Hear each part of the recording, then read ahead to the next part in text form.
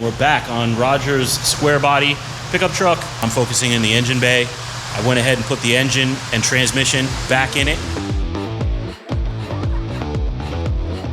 Also, the cooling system is back in it as far as the radiator. Next thing we're doing is working on getting more of the accessories that control the powertrain mounted into the engine bay. You can see I've already got our air-to-water intercooler and lower manifold bolted to the engine.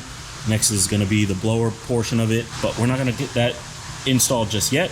Right now I'm going to be working on the heat exchanger system for that air-to-water intercooler. You can see we've got the condenser mounted, and I was thinking we've got a PWR heat exchanger. It's a big unit. It's going to be pulling a lot of heat from the cooling system for the supercharger. I wanted to mount it up here as typically you would want to, right out in front, but with the design of the grill, there's just not enough room.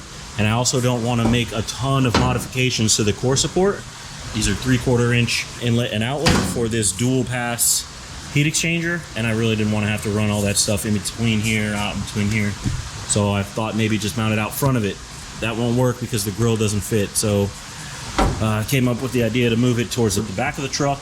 So we decided we're going to mount it underneath the bed. Well, actually under the cab, under the bed, kind of in this area. So let me get down here and kind of show you what we're talking about. See our outlet and inlet right here. There's some space above our frame rail. You can see between the frame rail and the body. So we have room for some hoses to come up over the frame rail and back over. So we'll be running our lines that way above the frame rail, up along the top of the transmission, and then into the back of the air-to-water intercooler. But basically just kind of mount it up in here like so, like so. You know, like that ish. So plenty of room up here. Also, we're going to be running two 10-inch fans on here. That'll be controlled with our Holley Terminator ECU based off of intake air temperature. So when the system needs to be cooled, the fans will come on automatically and also shut off automatically. So that's kind of the deal. There's going to be a lot of plumbing that'll have to happen afterwards, but let's work on getting this guy mounted now.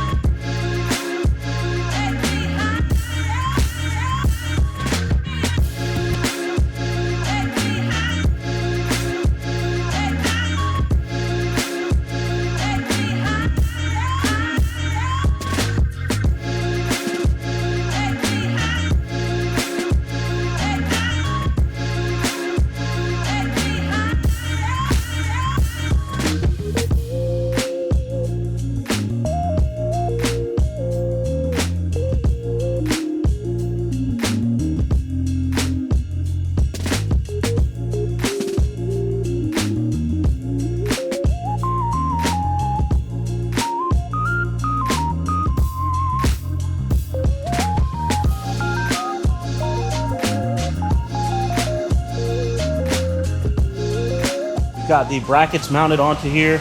Real simple little deal. Now I'm going to go ahead and start getting this mounted up onto the frame rail.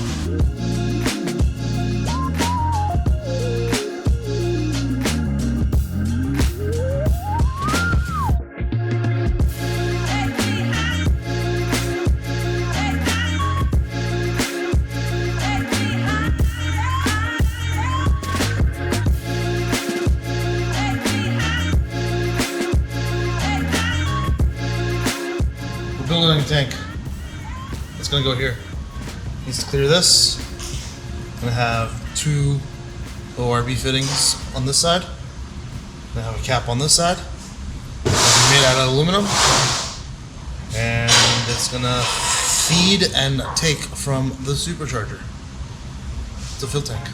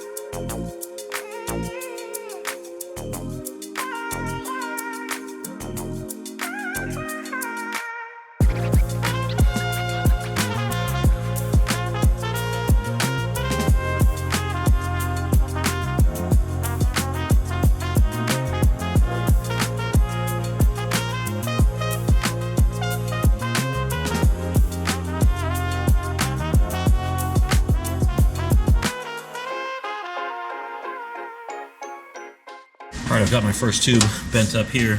You can see I've got it stepped away towards the firewall. We've got about a 2-inch gap here, and I brought that down to a 1/2 inch on this section that's vertical here along the firewall. And I've got it coming back up and pointing up so I can keep a nice profile on this hose and not kink it. So I have it pointing straight back up. Now I can get started on my second one here. And my plan is to make a bracket that I can either bolt directly to the cylinder head or to the engine block down here to bolt these down, and they're not just being held up by hoses.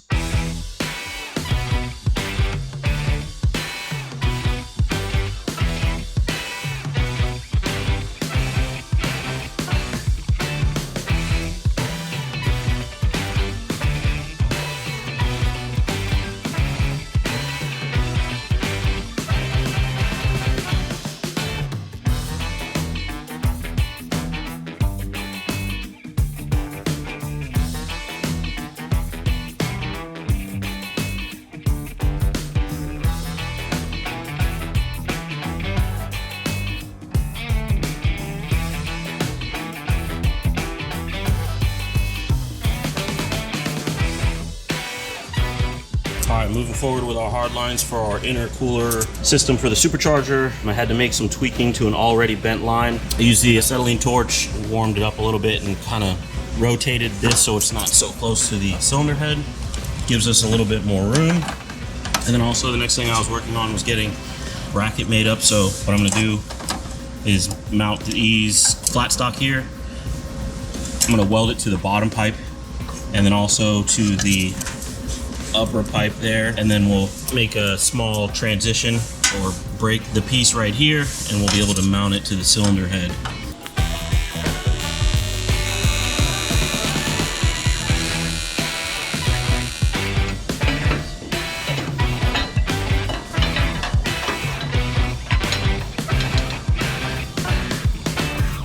Oh yeah, beautiful. See here, I've got my strap. It's going to line up perfectly with the bolt hole on the cylinder head. So we'll be able to make our little adjustment here to make that reach out and touch to there, because we don't want it to actually come any closer. I'm going to bend this and break this to the plane of the cylinder head. I'm not going to just push this up against the cylinder head. So I'll have to bend this out, drill that hole, and then we can move on from this. See what we could do down on the bottom. But like I said, it's going to be real tight. I don't know if I'm going to be able to make any finalized welds until I get the cab off, so we'll see about that. I'll finalize this for now, and then see what we can do with the rest of the hardline tubing down by the tunnel.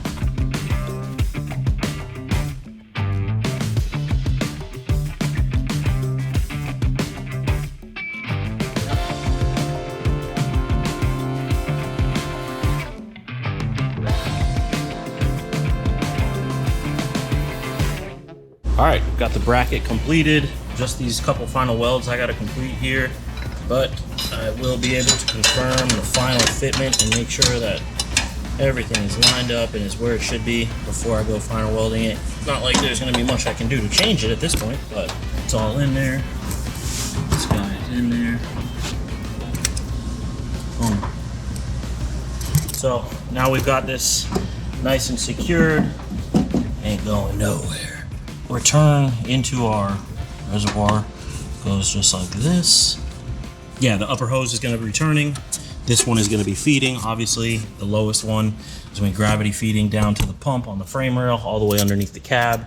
Right here is our return line that is going to be pushing all the hot fluid after it's coming through the intercooler in the intake manifold out here and back up in here. So this guy's done.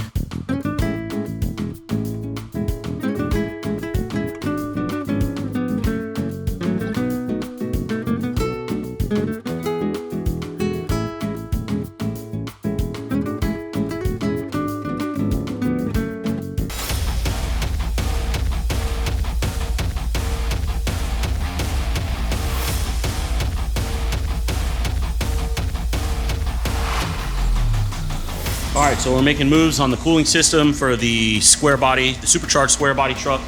Engine cooling, super simple. Upper radiator hose, lower radiator hose, and we've also got our steam port here. My plan is to just use straight couplers and then use aluminum tubing for all of our bends. So I've got some couplers already cut and located at all 4 of my points here. 1.5 lower hose, 1.25 upper hose. I've already got my small piece made up here. It's at 48 degrees. Got it bead rolled on the end and cut to the length that I need. Our inner fender is already made up, but I need to clearance it a little bit more so we can make this hose come out. And then up here, obviously we're gonna have a couple bends. We'll work on this lower one and then we'll move to the upper. All right, so it looks like I need to put a little bit of bend, a little kick at the top here, maybe 4 or 5 degrees or so.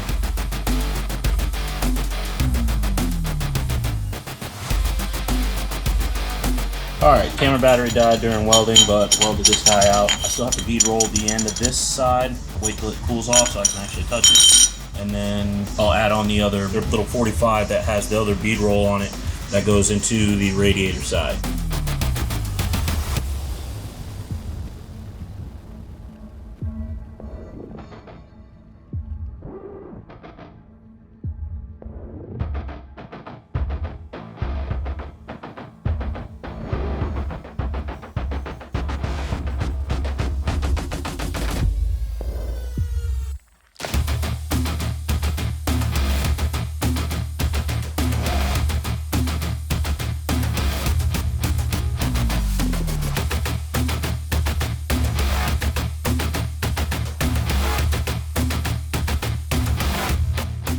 All right, got the pipe welded up. Next thing we have to do is metal finish it, get it nice and smooth, knock all the welds down, and then this thing will be ready to install.